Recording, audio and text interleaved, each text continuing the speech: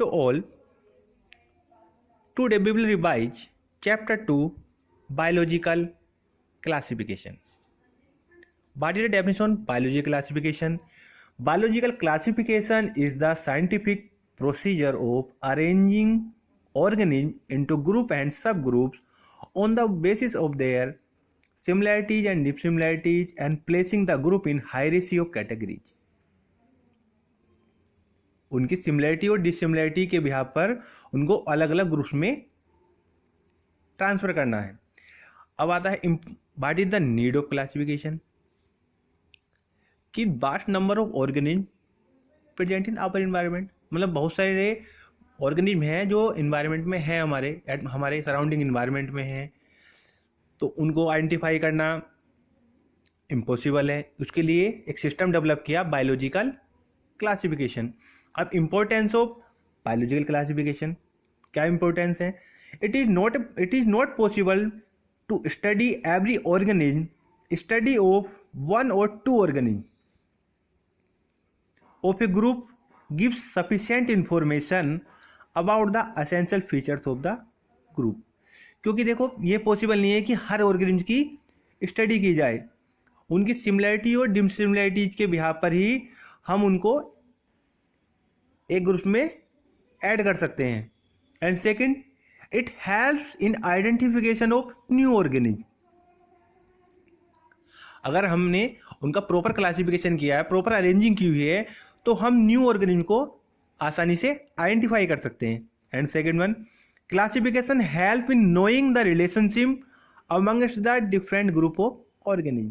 Classification हमारी help करता है दूसरे ग्रुप के ऑर्गेनिज्म से रिलेशन के बारे में. And the organism past can not be studied without proper system of classification. हम देखो प्रॉपर क्लासिफिकेशन के बिना हम ऑर्गेनिज्म की पास्ट की स्टडी नहीं कर सकते हैं. अब आता है एमडेन Aristotle by the earliest attempt to scientific basis of classification he used simple morphological character to classify the plant into tree, shrubs and herbs.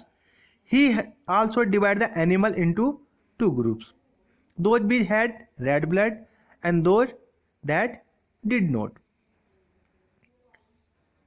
In lineage time, two kingdom system classification, plant and animal kingdom was developed, that including plant and animals respectively. This system did not distinguish between the eukaryotes and prokaryotes, unicellular, multicellular, and the photosynthetic, green algae, and non-photosynthetic organisms. Classification of organisms into the plant and animals was easily done and was easy understand, but a large number of organisms did not fall into their category. मतलब कि कुछ organism जो थे वो उनकी criteria को meet नहीं कर पा रहे थे. एंड फिर दिया three kingdom classification system. Haeckel in 1866 classified living organism into three kingdom, plantae, protista and animalia. The new kingdom protista include are those organism which lack the capability of tissue differentiation. These are algae, fungi, protozoa, bacteria and slime molds. Latter kingdom Protista was reserved only for unicellular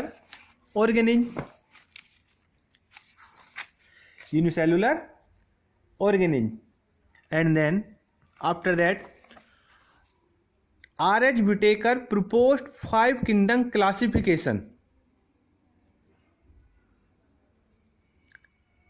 The kingdom defined by him were named Monera, Protista, fungi, Plantae and Animalia. The main criteria for classification used by him include cell structure, body organization, mode of nutrition, reproduction and phylogenetic relationship.